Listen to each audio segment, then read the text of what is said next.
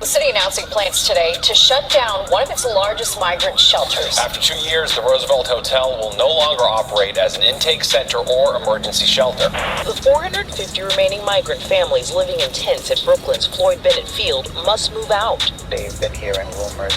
A new men's migrant shelter opening in New York City is leaving some neighbors absolutely furious. The new facility has 2,200 beds. A dangerous South American street gang, Trende Aragua, has infiltrated city shelters, running illegal operations right under the noses of authorities. I am now terrified. I'm terrified for me, for my students. You should be ashamed. At the peak 17 months ago, the city was welcoming 4,000 migrants per week, but things have dramatically changed. Last week, less than 400 showed up and about 1,000 left. There's cops outside, and I think this is the most we've seen throughout the day of men lining up with their bags. And as you've said, people in the area, locals, are really upset. New York City is set to close the Roosevelt Hotel, one of its largest and most controversial migrant shelters, along with 53 other facilities by June.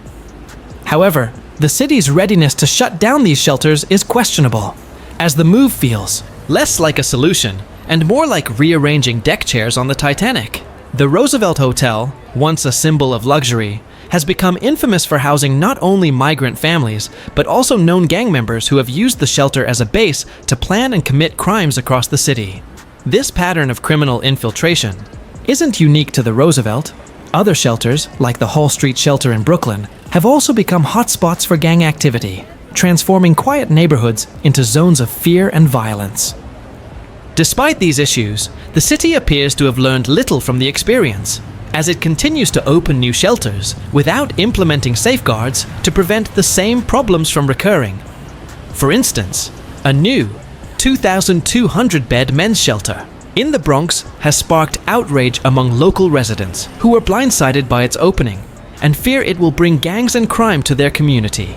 The lack of background checks and the city's sanctuary policies, which prohibit police from entering shelters, have created an environment where criminals operate with impunity. This is exemplified by the presence of the Venezuelan gang Tren de Aragua, which has been running illegal operations out of shelters like Randall's Island, where gang members have even set up encampments outside the facility.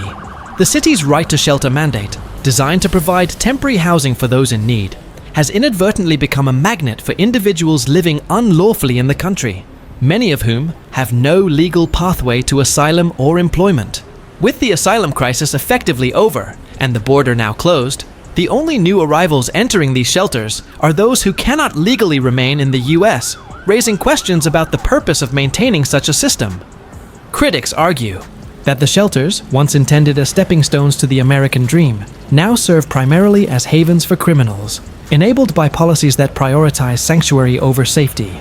The relocation of migrants from Randall's Island to the Bronx has only heightened concerns, as residents worry that the problems of one shelter will simply be transferred to another. The city's approach has left neighborhoods like Clinton, Hill, and the Bronx grappling with increased crime and a sense of abandonment by their leaders. Meanwhile, the lack of cooperation between local law enforcement and federal immigration authorities has created a revolving door for criminals, who are often released back into the community to re-offend. With an estimated 60,000 criminal migrants in the city, many of whom are here illegally and have committed crimes, the situation has reached a breaking point. The city's decriminalization of offenses like shoplifting has further emboldened criminal behavior, turning the justice system into a revolving door that fails to hold offenders accountable. As New York continues to open new shelters in residential areas, the question remains, is this system still serving its intended purpose? Or has it become a liability that endangers the very communities it was meant to protect? The answer, seems, lies in the hands of a city that must decide whether to prioritize the safety of its residents or continue down a path that enables crime and chaos.